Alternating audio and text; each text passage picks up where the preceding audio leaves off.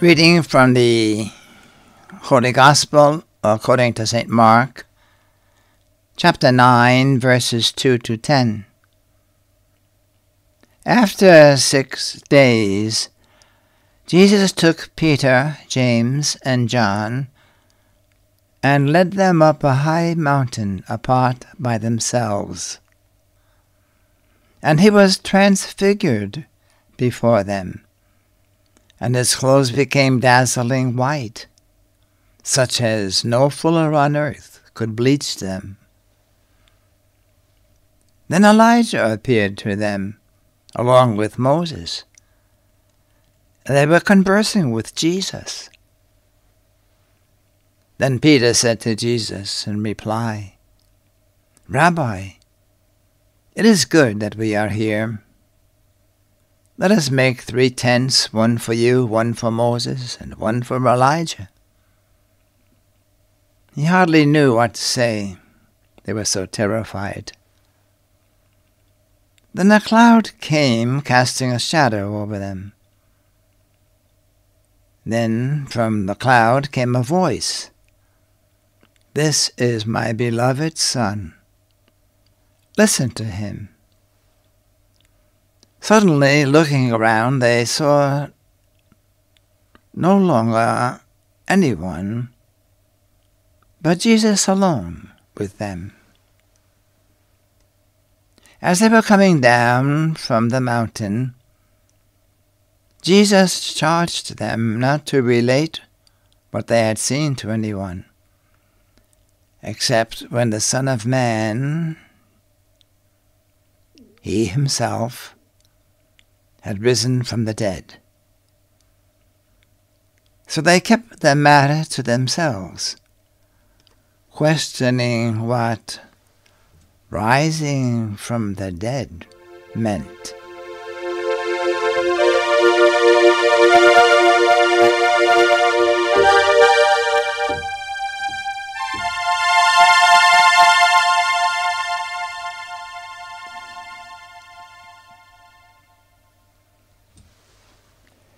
This event takes place probably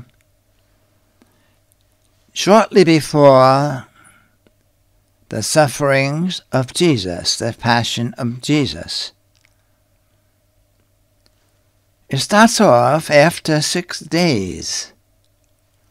Now, counting those 6 days, he's talking about the Gospel writer Mark. He's saying the 6 days, counting from when Jesus first spoke about his sufferings and about what he would have to go through, his passion, and then the crucifixion and death on the cross, and then rising from the dead. So 6 days, counting from that time. And that was the first time Jesus spoke to them about that. And they were startled. You might recall in St. Matthew's Gospel, Peter tried to prevent Jesus from going ahead with what he was saying. God forbid that such a thing should happen. But Jesus says, "Get behind me, Satan." And he was referring to his Father's plan of salvation for us. Nobody seemed to be in agreement with Jesus. And he was alone. And being completely alone, anybody, all of us, would feel rejected, and probably we have experienced that in our own lives. When there is a gathering and people talk about something and we don't go along with it, and we're kind of put on the outside of the circle. And even in Jesus' case, that was so. And he felt alone.